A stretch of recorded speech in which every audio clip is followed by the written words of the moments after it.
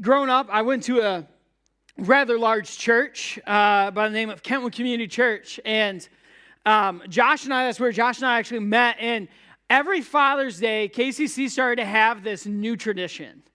And it was a tradition where the whole entire worship set, not just the band, but everything, the band, the speaker, everything, the camera, everything was operated by men on Father's Day. And it was this really unique environment and atmosphere that would happen. And I'll never forget this one Father's Day. The worship pastor there, his name is Brant. He's a good friend of mine. He led this special offering song. And it's actually a Rodney Atkins country song. Do we have any country fans? Very few of you. I'm not a country guy. But this song is called Watching You. Does anybody know this song? I think it's Rodney Atkins. I could be wrong on that. I don't really know. I don't listen to country. But here's the interesting thing about this song. The song starts out, and it's all about this dad, and he's singing about his little boy. And it starts out where the dad's painting this picture, driving through town, just my boy and me, with his Happy Meal and his booster seat, knowing that he couldn't have his toy till his nuggets were gone. I identify with that now as a dad, because I'm like, man, I get those Happy Meals and I take the toys out. And I also take out the French fries. And I'm like, y'all can't get your fries till the nuggets are gone, right? And then all of a sudden, it continues on in this first verse where it says, a green traffic light turned straight to red. I hit my brakes and muttered under my breath. And what's interesting is this. It goes on and he says, his son then, with his Happy Meal and his orange drink covering his lap, it says, a 4-letter word that started with S, and I was concerned. And he turns and he looks in the rearview mirror and he says, son, where'd you learn to talk like that? And then the chorus comes, Dad, I've been watching you. And I'm like, man, this kid's smart. He's been watching Dad. And here's what's interesting is we started out this series and I started to talk about that. There's a reality that kids, young and old alike, they watch and they mimic what they see, what they hear, and everything in life. I shared about some of the little things that Kenny and Dory are picking up on from Courtney and I. Kenny's picking up on Dad's road rage. I'm working on it. You know, they're picking up on little sayings and all that other stuff. They're picking up on actions that we do. They are watching and they mimic what they see. We talked about not just our language and our actions, but also our habits. And here's what's interesting is that kids take mental notes, believe it or not. And as part of that, that means they're going to imitate and take notes of things like what is consuming your time. They're going to take a mental note of what consumes your mind. They're going to take a mental note of what do you give most in the majority of your attention to as well. And they're going to model that too. This message is going to kind of come still and resonate deep with my youth pastor heart. I'm just going to give that kind of stamp to start out. Is that okay? If it's not, I'm sorry. But I want to show this picture real quick. It's a picture of 2 towers. We all can see this very clearly, right? And if you look, there's this little jar with about 40 or 50 ping pong balls. And then there's this tower with approximately 3,000 ping pong balls. I would hate to be the intern that had to fill these 2. Okay? My question is this, though. Do we understand what this image represents? Ponder it for a moment. This little jar, approximately 50 or so, give or take, ping pong balls,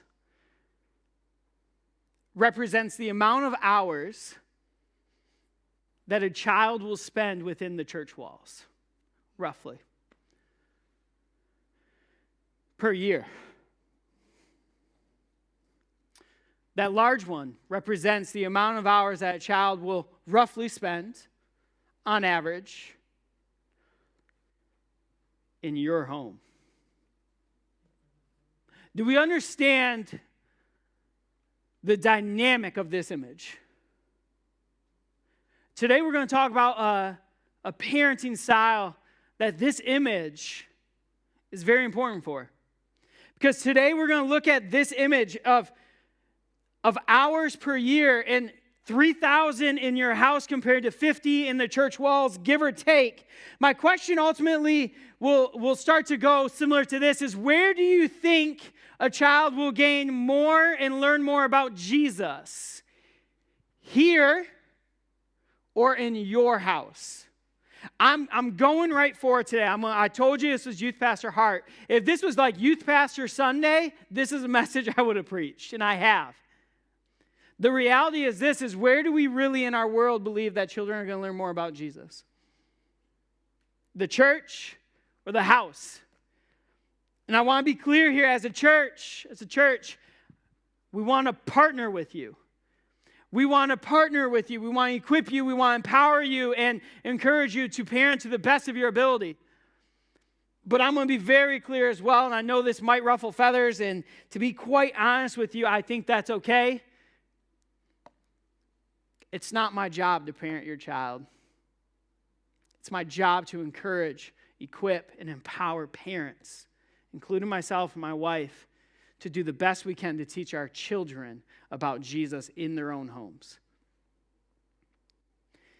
You see, the number one disciple-making place is in the home. It's not the church. It's not the school. It's not the Christian school. It's not the culture. It is in your house. Your child will be most discipled in your house, at your dinner table, not the schoolroom.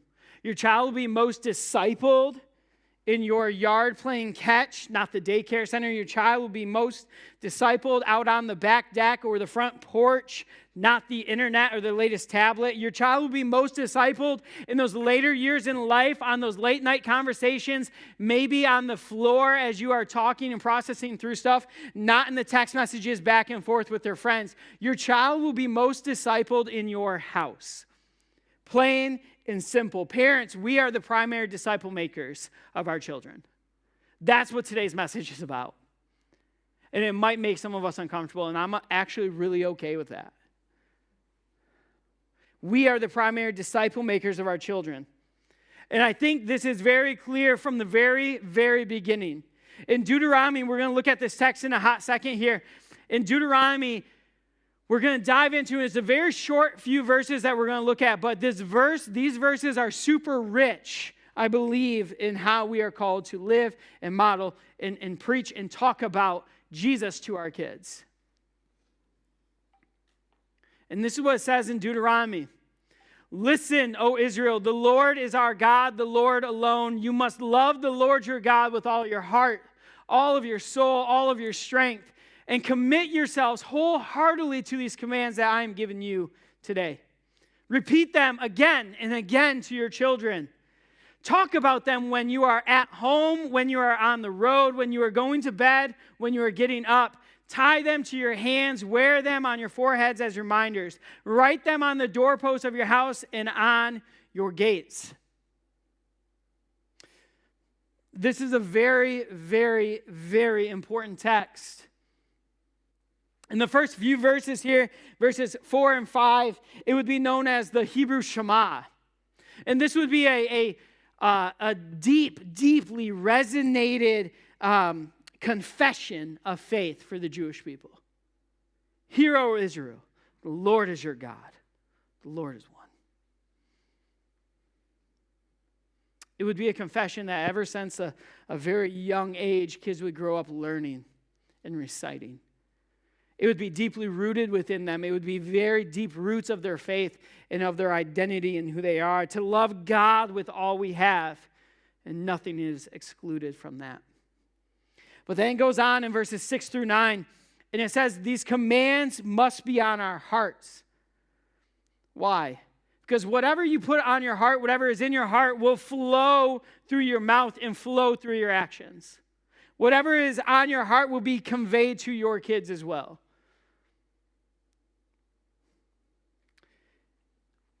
And when it talks about in this text, it talks about binding them on your hands and your head.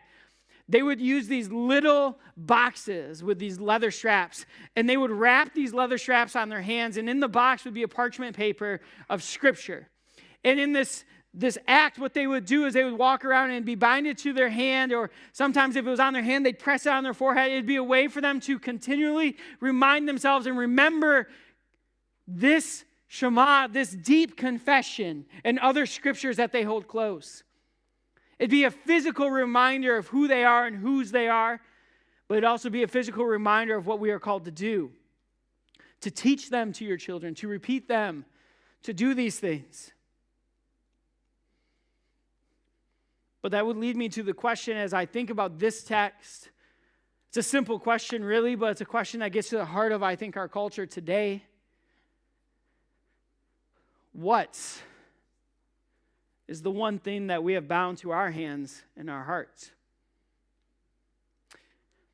If we were to walk around with something bound to our hands or on our foreheads, what would the one thing be? If we were to survey our kids, what would the one thing be that they said, yeah, that's the thing that consumes their mind in their time all the time? That's the one thing that they put above everything else. What's the one thing that is bound to our hands and our head? Do we bind, ask your teacher, ask your youth pastor that question? They can help you figure it out. Is it maybe for some of us, how about just check it out on Google and your tablet and you'll find what you're looking for there? For others of us, maybe it's the question, not now. I'm busy. Come back later. What about, hey, I see you struggling in that. Let's figure this out together. And let's go to God in prayer.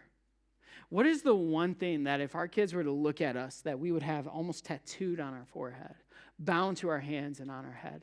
What is the one thing that we have iterated over and over and over again to our kids? Because I think our culture has allowed us to have this mentality that whatever struggle our kid is going through right now, it is somebody else's job to figure it out, not mine. And I want to be very clear.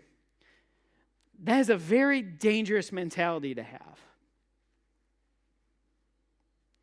Because when we start to think about this, when we are saying that, man, my kid has this issue, I'm just going to drop them off somewhere and then pick them up when they're fixed. We're starting to see our kids no longer as people, as kids, but rather as problems. When a kid believes that they are a problem rather than a valued kid in the family, man, I think that's when we start to see more and more struggles and hardships and pain being shown in life. Our kids were never designed to be problems, by the way. They've always been beloved children. And sometimes our world has said, well, they just have this issue. Drop them off to the professionals, let them fix them up, and pick them up later. We turn into what we call dry cleaner parents. Believe it or not, I've only used a dry cleaner one time in my life. And it was for a suit. And it's only because I don't remember what was spilled on it, but something spilled on it and it smelled horrible. And so I dropped it off the dry cleaner, and they're like, yeah, just come back in like a day or so, and it'll be all set. And I'm like, oh, this is great, right? And I go pick it up, and it smells so fresh and so clean, and they I don't know what, not iron, I don't know what, it just looked good. It looked really good. And here's the reality. I think we've adopted some ways, our culture has adopted some ways this mentality, especially when it comes to parenting. I'll drop them off. You get them cleaned up, you get them fixed, make them look good, and then I'll just come back and pick them up, nice prepackaged, and I'll pay whatever it takes. I told you early on that I'm going to share a little bit from Youth Pastor Days. I can not begin to tell you some of the conversations I used to have of parents. Kyle. I busted my son looking at porn. Can you, make him stop? And when you do, just let me know. Just figure that out. Can you figure that out for me? Or these are legit conversations, by the way, with parents. Kyle, listen, we were out for a nice long getaway, like long weekend getaway. We came home a little earlier than what my kids thought, and there was a party that happened. Beer everywhere, alcohol everywhere. So my kid's been drinking pretty regularly on the weekends. Do you know someone who can make them stop? Because I don't want to get messed with that. That's awkward. Or last one, true conversations multiple times. Pastor of a high school and middle schoolers, Kyle, look, my son and daughter keep sleeping around. Can you have that conversation with them? Can you have the conversation of why they shouldn't be doing that? And some of those dangers or whatever that go with that? Because that's like an awkward conversation. And you're the professional with this stuff, right? And I'll be very honest. When I first was a youth pastor, I was fresh out of college, okay? Here's what they don't tell you in college, youth ministry college, okay? They don't teach you some of this stuff. They're just like, oh, yeah, you're going to deal with it. And you're like, yeah, I know I'm going to deal with it because, like, I lived that. But then, like, the honest moment comes where a parent looks at you and says, Kyle, can you have my son or daughter stop sleeping around? And you're like, huh? You're trusting me with that conversation? I just had that conversation myself like a few years ago about what the birds and the bees were. You know what I'm saying? It's awkward. But here's the reality. We've outsourced it. We've outsourced it because that's what we do with everything. And here's my dynamic that I started to understand with some of these conversations, not all of them, some of them, is the mom and dad who would come home and see their kid with this party and all this beer and everything were the same parents that would look at their child and say, well, it's totally cool if you do it as long as I'm home. Or the same parents that would call their 16, 17-year-old son or daughter to come pick them up because they were too impaired to drive. The mom or dad that would look at me and say, hey, can you put this blocker on my kid's iPhone or iPad because they're looking at pornography, is the same mom and dad, though, the same dad that late at night would escape his own bed and sit on the couch and look at it. And one night, little Johnny would get up to get a glass of water, and where do you think he saw his dad looking at it? On the couch. And I'll never forget the same mom that looked at me and said, Kyle, help my daughter to stop doing this, is the same mom that was doing it herself. And we see it in our culture, and it's almost glorified in the movies and the television, the media that we watch. It's okay to do it as long as I'm home, as long as you don't get caught. We've outsourced parenting. You fix it, I'll pick it up later. You teach them, I'll just pay the fine. You do it, I'll reap the rewards. We've outsourced this parenting. And I want to be very clear, though. These are just some of the families I've encountered. Because there's other families as a youth pastor that I encountered to hear about the stories of their children and the things that they're doing with their children as a family. To have a mom and dad look at me and be like, man, like some of the best time is actually in the mornings with my teenage kids. And I was like, what? Your teenage kids wake up in the morning? And they're like, yeah, but not just wake up, but they sit down and they do their devos with us. And they share about the conversation they have at the breakfast table, about what God is teaching them. Or the family I remember encouraging each other on big days of a big game or a big test with a prayer over a text message. There's a student, I've talked about him. He passed away just a few years ago. Tragic car accident. He was an incredible basketball player. But what was so incredible to me was not only his grandfather, but his sister would text him little prayers on big game days. Dear Jesus. And they'd type out this prayer and they'd send it to them. That's incredible. Because those are little things that are starting to be passed down from generation to generation of why it matters to be in the faith and to know Jesus. My personal favorite. I'll never forget this. Walking with this young man, and he looks at me, and he just flat out says, he's like, Kyle, I'm addicted to pornography. And my first question is, do your parents know? And he's like, yeah. I was like, huh? He's like, yeah, I actually told him last night. And then Sunday morning I came, and we're at church here, and I figured you should know too, because I'm helping out on the tech team or whatever, and like I want to be held accountable. I was like, what did your parents say to you? Because this is not normal conversation most of the time. In the exact conversation, he goes, when I told my mom and dad, they sat me down and they said, let's get through this together. We can get through this, but it's going to take God to pull us through together. Those are beautiful stories of families, real families, that have walked through struggles, but yet are showing and modeling what it looks like to not outsource parenting, but to dig in and get muddy and dirty. Because kids model what they see. How they act, how they talk, how they think, everything they've learned.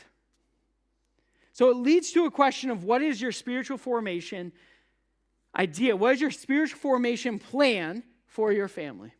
And for some of us that don't have a family right now, this is still applicable. Trust me on this. Because what you start now, even as a single adult, even as a young teenager, even as a whatever it is, even as a grandma or grandpa, what is your spiritual formation plan for your family? Because those things are all going to matter when you get married or when you with grandkids or even are just babysitting and hanging around other kids. What is the spiritual formation plan for your family? Because the bottom line is this, is parenting should never be an accidental pursuit.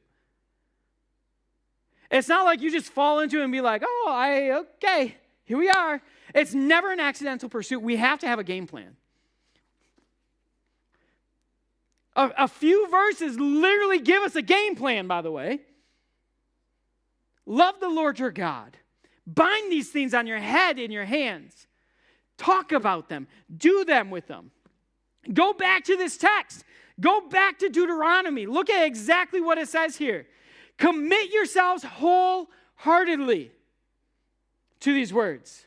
Wholeheartedly. Don't leave anything undone. Commit yourself, your whole self, not just bits and pieces of it, your whole self. Repeat them again and again. Some of the greatest ways of learning stuff is repetition. Repeat them again and again. There's a reason why sports teams go over plays again and again and again and again. It's so that you learn them. It's natural for you to do them. And talk about them. Talk about them. Talk about what God is doing in your life. Talk about what God has shown you in your life. Talk about where God showed up in a dynamic way in your faith. And invite your children into that journey. It's not anybody else's job to parent your child or make your child a disciple, a faithful follower of Jesus. It's ours. It's ours.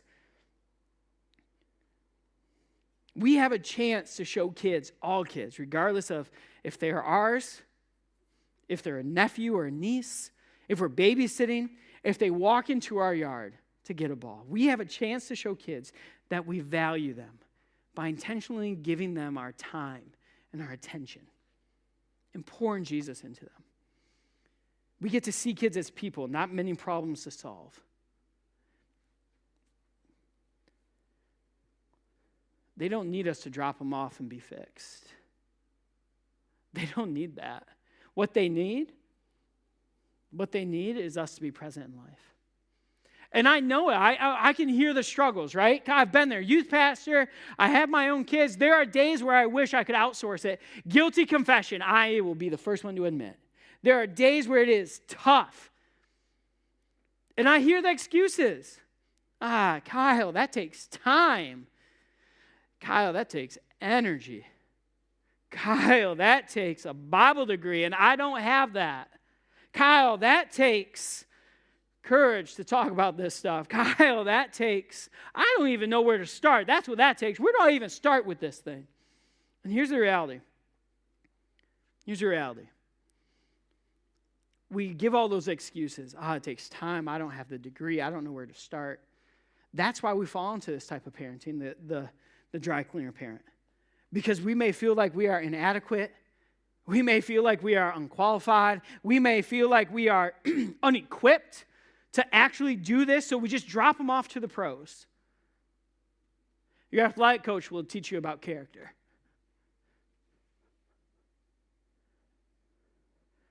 Your youth pastor will teach you about Jesus. Your school teacher will teach you about morals. We'll just pass them off to the pros, and we'll pick them up later because we feel unqualified, we feel unequipped, we feel inadequate. My guess is that's probably true for some of us either in this room or even watching at home right now. So I want to bring us back maybe to a different story. To answer that question of if we feel those things, you ever think Mary felt that? Hold up. An angel appears to Mary and says, you're going to have the Son of God, and he's trusting you, a young teenage girl, to parent the literal living Son of God. Do you ever think Mary looked up at God the Father and was like, yo, God, you chose the wrong one. I don't have a Bible degree. I don't know this doctrine. I don't know how to teach the doctrine. God, I don't even know how to do the very basics of parenting. Have we ever thought that maybe Mary felt inadequate, unequipped, unqualified? Like, she's literally holding the one who created the whole entire universe in her arms right now. You think she feels adequate for that? Or the one who is perfect is being fed and changed by the virgin mother of his. You think she feels qualified? Did she ever get it right? Did she ever ask, like, am I doing this right? What am I doing? I feel like I'm failing. I bet you Mary felt those exact same emotions. So how'd she get through it? She trusted God. She trusted God to walk, to work, and to speak into her life and through her so that she could parent Jesus the best that she could. And if Mary, the living mother of God, did that, shouldn't we be trying to have the same type of posture? I can only imagine some of those questions Mary had. And as part of that, how did she make it through? Well, she trusted God. I'm sure we feel inadequate. I'm sure we feel unqualified. But we can make it through when we put our trust in God, not in our own strength. We get to do our best and trust God with the rest, especially when it comes to this parenting. And again, if you don't have kids right now, maybe you're not even in a relationship right now, you get a chance right now to start to make that spiritual formation plan right now.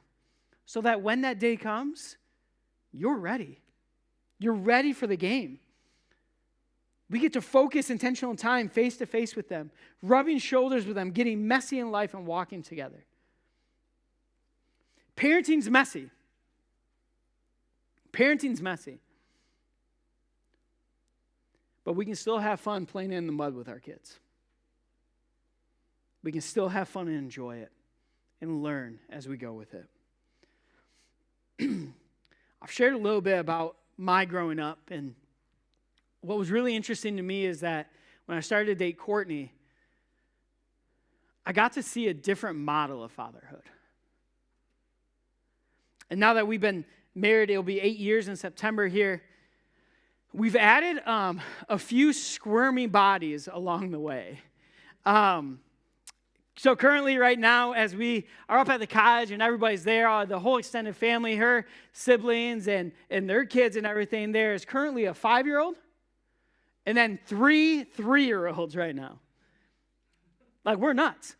And here's what's so beautiful about this, is that during this time, Courtney's dad, after usually the dinner or lunch meal, would do a devotional, just a short devotional and then prayer. And here's what's been so cool is that as we've added these squirmy bodies along the way, I've gotten to see a different model of fatherhood because he doesn't miss a beat. As Kendra gets up and is just sat for a whole entire meal and he's ate really good and he's done really good. Kenny can't sit still, if y'all have ever noticed that. So he gets up and he just needs to do something. And so what does her dad do is he invites Kendrick onto his lap. Ken, come help me read this. Kenny's 3. He don't know how to read. But it's so beautiful as Kenny opens up with Pa. And Pa's reading the Bible and Kenny acts like he's there too. Repeating word for word, half the time mispronouncing them, but it's beautiful. And then after Kendrick, my little nephew is up and he invites, hey, come on. Pa's got another leg, come on. And we're going to pray together. I don't know if you've ever had the blessing of listening to some 3-year-olds pray, but it is beautiful because you don't understand. It's almost like tongues. You don't really know what's going on, but they are just praying with everything within them. I've got to witness this, and I believe that what's so beautiful is that it's not just I see this being played out from a pa to grandkid level, but even I'm sure growing up, just learning even more about their family, this was a regular occurrence in their house. You sat around with your brothers and your sisters, and you did a devotional together, and you prayed together. And here's what's so cool about it is he teaches them. He teaches them that God loves them. As he's sharing this devotional, that God loves them, that God chose them to be with us, to be in our family. That God hears their prayers, hears their little voices being lifted up. He's teaching them that God enjoys and smiles at them eating their dinner so good and cleaning their plate. My father-in-law models this, not just with his little grand boys, but with his own kids, he modeled this.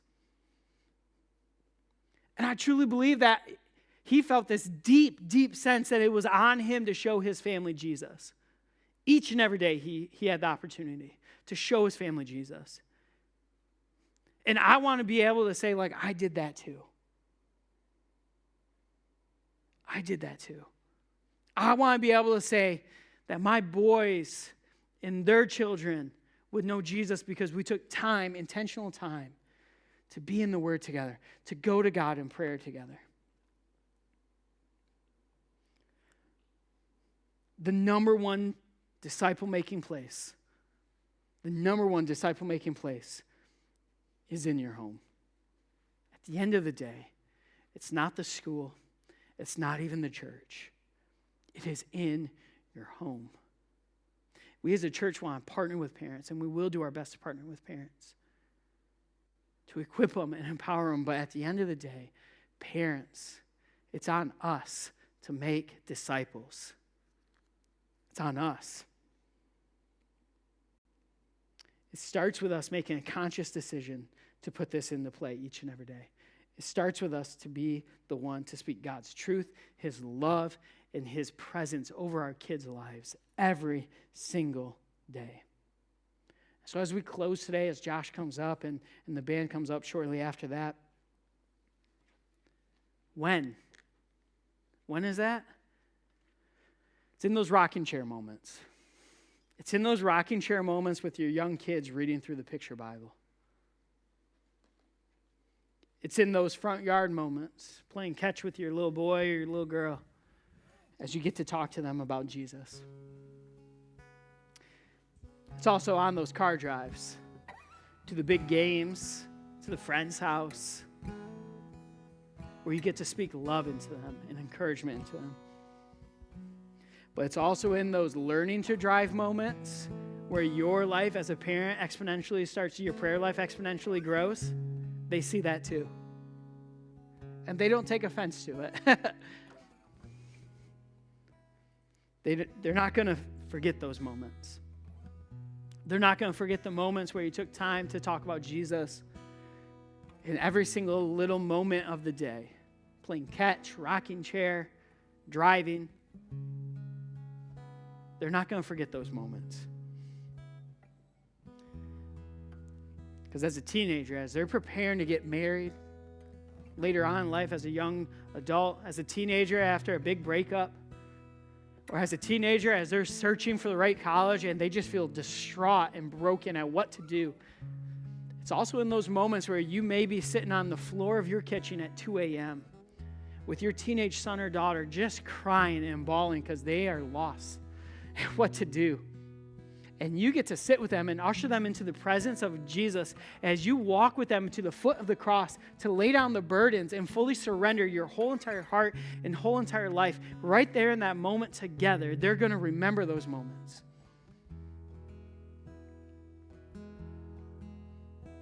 Because we, parents, are the number one disciple maker for our children. So let's do our best at making disciples. Let's do our best. And when we fall short, when we fail, and when we struggle, let's trust God with the rest. Father, I thank you for today. I thank you for the opportunity to just come, Lord, and even though it may feel like almost this burden or weight of parenting that it feels so hard to bear, Lord, we know that you are a God who is also a Father. And we trust you, Lord. We trust you. And so, Father, here in this moment, whether online, in person here, Lord,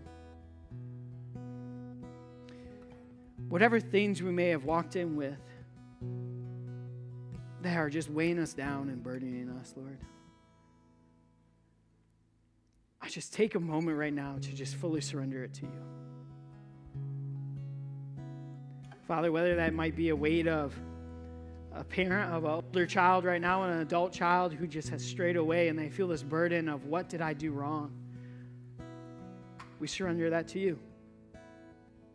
Or whether that's a parent of a teenage child right now that things are going off the tracks and they don't know where to turn, Lord, and they just feel like they just can't get a win, we surrender that to you.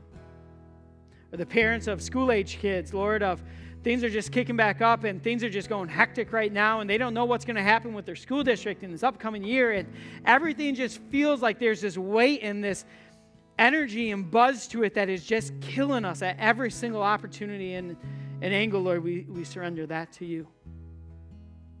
For the moms and dads of toddlers and what it feels like the never-ending cycle of sleepless nights and struggles and cranky kids during the day, we surrender that to you in the name of Jesus. And for the mothers and fathers of little babies, they feel exhausted. First-time parents maybe. And they feel like they're getting it all wrong. We surrender that to you. And Father, for those of us who maybe don't even have children right now,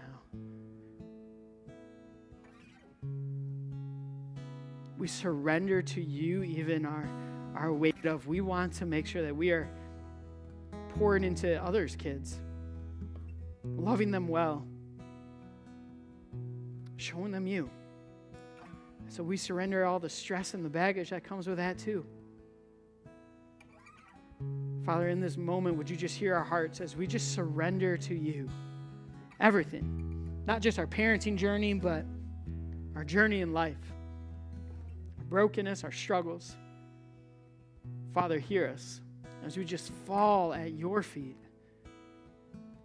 in your presence in full surrender to you.